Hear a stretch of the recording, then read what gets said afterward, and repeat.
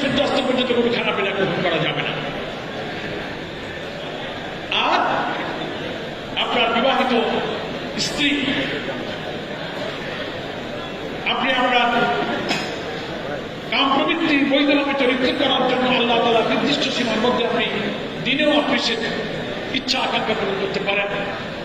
সেই আকাঙ্ক্ষা বৈধ থাকলেও অন্য এক মাস, এই মাসে আল্লাহ তাআলা এই সময়টাকে নিষিদ্ধ করেছেন। এর তাৎপর্যটা কি? আমরা বুঝতে চেষ্টা করি না অনেক সময় যে এই রোজায় এই দুইটা জিনিসকে আমরা কেন বন্ধ করলাম, অথচ আল্লাহ কোরআনে বলছেন লাআল্লাকুম তাত্তাকুন।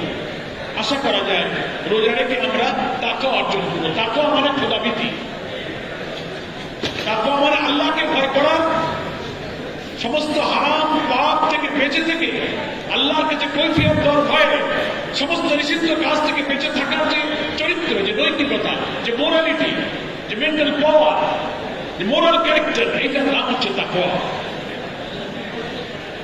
আরবি দুইটা শব্দ থেকে তাকওয়া শব্দ এসেছে। একটা হচ্ছে ইত্তাকা, মানে হলো ভয় করা। কোরআনে আছে না ইত্তাকুল্লাহ, ইত্তাকুল্লাহ। ইত্তাকা মানে ভয় করা। ওয়াকা, ওয়াকা হচ্ছে বাঁচানো, রক্ষা করা, সেভ করা, নিরাপদ করা। ওয়াকা আর ইত্তাকা এই দুইটা শব্দ মিশ্রিত হয়ে তাকওয়া শব্দটা এসেছে।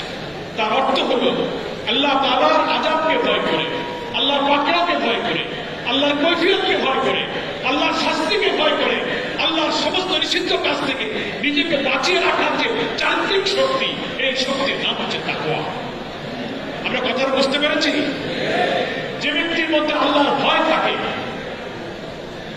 প্রতিক্ষণে সে আল্লাহকে উপস্থিত মনে করে, আল্লাহ আমাকে দেখছেন, আমি খানা খাচ্ছি, ব্যবসা করছি, দোকানদারি করছি, রাজনীতি করছি, পরিবার, বিবি, বাচ্চা, সন্তান নিয়ে কাজ করছি, সামাজিকতা করছি, আল্লাহ আমাকে দেখছেন,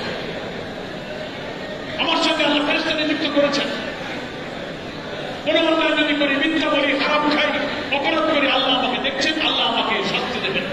এর জবাবদিহিতা আমাকে আল্লাহর কাছে করতে হবে।